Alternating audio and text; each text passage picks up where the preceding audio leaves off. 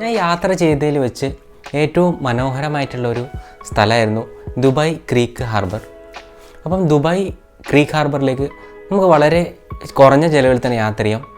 നമുക്ക് മറൈൻ സ്റ്റേഷനും അല്ലെങ്കിൽ ബോട്ടൊക്കെ ഉപയോഗിച്ചിട്ട് നമുക്കൊരു ബോട്ട് യാത്ര തന്നെ ചെയ്യാം വെറും 2 ദിറംസിന്. അപ്പം 2 ദിറംസിൻ്റെ ബോട്ട് യാത്രയും അതോടൊപ്പം എങ്ങനെ ഇവിടെ ട്രാവൽ ചെയ്യാമെന്നൊക്കെ നമുക്കിന്ന് ഈ വീഡിയോയിൽ നോക്കാം.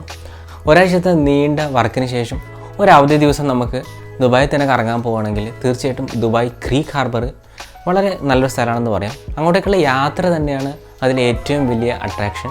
ഫെസ്റ്റിവൽ സിറ്റി മാളും അതുപോലെ ക്രീക്ക് ഹാർബറിൽ അവസാനമായിട്ട് എത്തുമ്പോഴേക്കും നല്ലൊരു അനുഭവം തന്നെയായിരിക്കും അത് കാഴ്ചവെക്കുന്നത്. അപ്പം പബ്ലിക് ട്രാൻസ്പോർട്ടിൽ നമുക്ക് എങ്ങനെ ക്രീക്ക് ഹാർബറിൽ എത്താമെന്നും അതുപോലെ തന്നെ എന്തൊക്കെയാണ് അവിടുത്തെ കാഴ്ചകൾ നമ്മളെ കാത്തിരിക്കുന്നതെന്നും അതോടൊപ്പം തന്നെ എന്തൊക്കെ നമ്മൾ ശ്രദ്ധിക്കണമെന്നും എത്രത്തോളം പൈസ ആവുമെന്നും അതൊക്കെ നമുക്ക് നോക്കാം. അപ്പോൾ എല്ലാവർക്കും പുതിയൊരു വീഡിയോയിലേക്ക് സ്വാഗതം.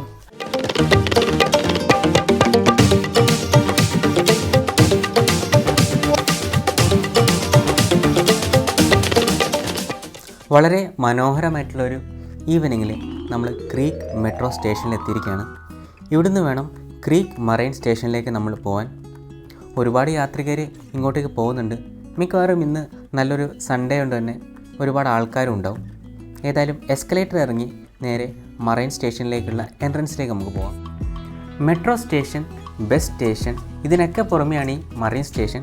ബോട്ട് യാത്ര ചെയ്യാൻ നമ്മൾ ആശ്രയിക്കേണ്ടത് മറൈൻ സ്റ്റേഷനെയാണ്. വളരെ മനോഹരമായിട്ടുള്ളൊരു നടപ്പാത തന്നെയാണ്.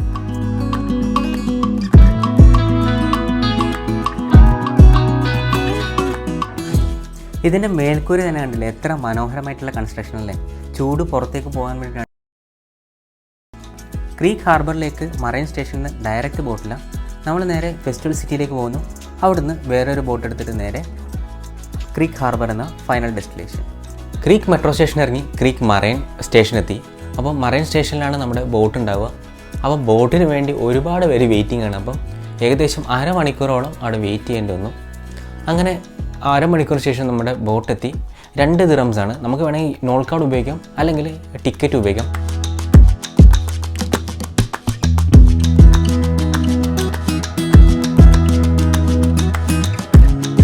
ഏതായാലും ഞാൻ നോൾ കാർഡ് ഉപയോഗിച്ച് ടാപ്പ് ചെയ്തു. അപ്പോൾ 2 ദിറംസാണ് കട്ടായത്. അപ്പോൾ ബോട്ടിലെ കാഴ്ചകൾ നമുക്കൊന്ന് കണ്ടിട്ട് വരാം. ജനലിൻ്റെ കാഴ്ചകളിൽ കാണുമ്പം നമ്മൾ 2 ദിറംസിൻ്റെ ഒരു ബോട്ടിലാണ് യാത്രയെന്ന് ഒരിക്കലും മനസ്സിലാവില്ല. കാരണം വളരെ മനോഹരമായിട്ടുള്ള കാഴ്ചയും അതോടൊപ്പം നല്ലൊരു ലക്ഷറി ഫീല് തന്നെയുണ്ട് ഈ ബോട്ടിന്. നേരം സന്ധ്യ വാങ്ങി പതിയെ രാത്രിയാവുന്നതോടുകൂടി ഒരുപാട് ലൈറ്റുകളൊക്കെ തെളിഞ്ഞു. ചെറിയ ബോട്ടുകളും അതുപോലെ തന്നെ കയാക്കിംഗ് ബോട്ടിങ്ങൊക്കെ പോകുന്നത് കാണാം. MR പ്രോപ്പർട്ടീസ് തന്നെയാണ് ഈ ദുബായ് ക്രീക്ക് ഹാർബർ നിർമ്മിച്ചിട്ടുള്ളത്. അപ്പോൾ ഫെസ്റ്റിവൽ സിറ്റി മാളിലെത്തി. ഇനി ഫെസ്റ്റിവൽ സിറ്റി മാളിൽ നിന്ന് നേരെ പോകേണ്ടത് നമ്മുടെ ക്രീക്ക് ഹാർബറിലേക്കാണ്. പക്ഷേ ക്രീക്ക് ഹാർബറിലേക്കുള്ള വണ്ടി വരാൻ കുറച്ച് ടൈം ഉണ്ട്. അതുകൊണ്ട് നമ്മൾ എന്ത് ചെയ്തെന്ന് വെച്ചാൽ നേരെ ഫെസ്റ്റിവൽ സിറ്റി മാളിലേക്ക് പോയി. അപ്പോൾ ഫെസ്റ്റിവൽ സിറ്റി മാളിൽ പോയപ്പോൾ തന്നെ സർപ്രൈസിങ് ആയിട്ട് എന്തോ ഒരു സംഭവം നടക്കുന്നുണ്ട്. അപ്പോൾ എന്താണ് അവിടെ നടക്കുന്നതൊക്കെ നമുക്ക് ജസ്റ്റ് ഒന്ന് നോക്കിയിട്ട് വരാം. ജിംനാറ്റിക്സും അതുപോലെ തന്നെ സൈക്കിൾ ഷോയൊക്കെ ചേർന്നിട്ടുള്ള ഒരു നല്ലൊരു പെർഫോമൻസ്. 7:05 വരെ നമുക്കിവിടെ ഷോ കാണാൻ ടൈമുണ്ട്. കാരണം 7:05-നുള്ള ടിക്കറ്റാണ് നമുക്ക് എടുത്തിട്ടുള്ളത്. അപ്പോൾ ഒരു കാര്യം ശ്രദ്ധിക്കണം, നമ്മൾ നോൾ കാർഡ് ടാപ്പ് ചെയ്ത് ഇവിടെ വരെ വന്നു. അതിനുശേഷം ക്രീക്ക് ഹാർബറിലേക്കുള്ളത് നമ്മൾ ടിക്കറ്റ് തന്നെയാണ് അവർ തരിക. നോൾ കാർഡ് അവിടെ യൂസ് ചെയ്യാൻ പറ്റില്ല എന്ന് അവർ പറഞ്ഞിരുന്നു. അപ്പോൾ അവിടുത്തെ ഇവൻ്റൊക്കെ കഴിഞ്ഞു. അപ്പോൾ ഫെസ്റ്റിവൽ സിറ്റി മാളൊന്ന് ചുറ്റിക്കറങ്ങിയിട്ട് നമ്മൾ നേരെ ബോട്ട് റൈഡിന് വേണ്ടിയിട്ട് തയ്യാറെടുക്കണം. അപ്പം വളരെ എക്സൈറ്റഡ് ആണ്. കൃത്യം 7:05 ആയപ്പോൾ തന്നെ ക്രീക്ക് ഹാർബറിലേക്കുള്ള ബോട്ട് വന്നു. നല്ല മനോഹരമായിട്ടുള്ള ചെറിയൊരു വഞ്ചി. ചുറ്റും ഒരുപാട് ബോട്ടുകളും കാണാം. വളരെ മനോഹരമായിട്ടുള്ളൊരു ചെറിയ ബോട്ടിലേക്ക് നമ്മൾ കയറി. വളരെ തുറന്ന ഒരു അന്തരീക്ഷമുണ്ട്, നല്ല രസമുണ്ട്. നമുക്ക് ഏതായാലും ബോട്ട് യാത്രയിലെ കാഴ്ചകളിലേക്ക് പോകാം. മനുഷ്യനിർമ്മിതമായിട്ടുള്ള ഈ ക്രീക്ക് ഹാർബർ നിർമ്മിക്കാൻ വേണ്ടി ഏകദേശം $18 മില്യൺ ചിലവ് വന്നതെന്നാണ് കണക്കുകൾ പറയുന്നത്. ഏതായാലും മനോഹരമായിട്ടുള്ള കാഴ്ച സമ്മാനിച്ചുകൊണ്ട് 2 ദിറംസിന് നമുക്ക് യാത്ര ചെയ്യാൻ പറ്റുമെന്ന് പറഞ്ഞാൽ വളരെ നല്ലൊരു കാര്യം തന്നെയാണ്. 2018 ദുബായ് ക്രീക്ക് ഹാർബറിൽ MR പ്രോപ്പർട്ടീസ് നിർമ്മിച്ച ദ ഗ്രാൻഡ് എന്ന് പറഞ്ഞ ബിൽഡിങ്ങിൽ 63 നിലകളും 500 പ്രീമിയം അപ്പാർട്ട്മെൻറ്റ്സുമാണ് അതിൻ്റെ ഉള്ളിലുള്ളത്. ക്രീക്ക് ഹാർബറിലേക്ക് ബോട്ട് അടുക്കും തോറും ബോട്ടിലുണ്ടായിരുന്ന മറ്റ് യാത്രക്കാരെ പോലെ തന്നെ ഞാനും വളരെയധികം എക്സൈറ്റഡ് ആയി. ഇതിൽ ഏറ്റവും കൂടുതൽ എന്നെ ആകർഷിച്ചത് വെള്ളത്തിൻ്റെ റിഫ്ലക്ഷൻ തന്നെയാണ്. വെള്ളത്തിൻ്റെ ഓളം അലയടിക്കുമ്പോൾ അതിൻ്റെ റിഫ്ലക്ഷനായിട്ട് ലൈറ്റ് വരുമ്പോൾ അത് വളരെ രസമുണ്ട് കാണാൻ വേണ്ടിയിട്ട്. അങ്ങനെ നമ്മൾ ക്രീക്ക് ഹാർബറിൽ എത്തിച്ചേർന്നിരിക്കുകയാണ്.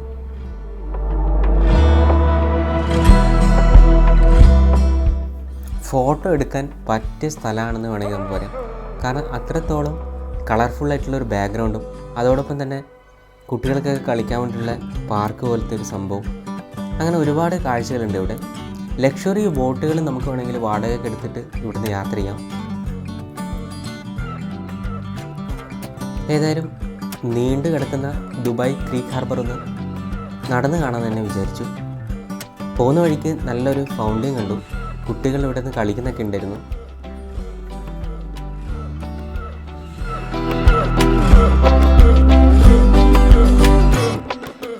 മറ്റ് അറബ് രാജ്യം പോലെയല്ല ദുബായ്. ഒരുപാട് ഡോഗ് ഫ്രണ്ട്ലി ആയിട്ടുള്ള പ്രദേശങ്ങളുണ്ട് ദുബായിൽ. അതിലൊന്നാണ് ഈ ദുബായ് ക്രീക്ക് ഹാർബർ.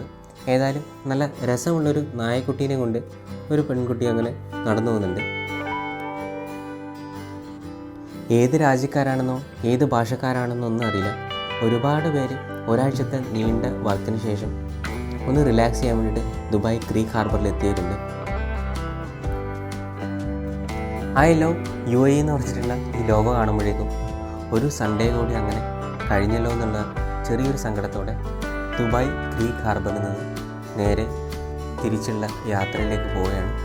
അപ്പം ക്രീക്ക് ഹാർബറിലെ കാഴ്ചകൾ നിങ്ങൾക്ക് എല്ലാവർക്കും ഇഷ്ടപ്പെട്ടെന്നു.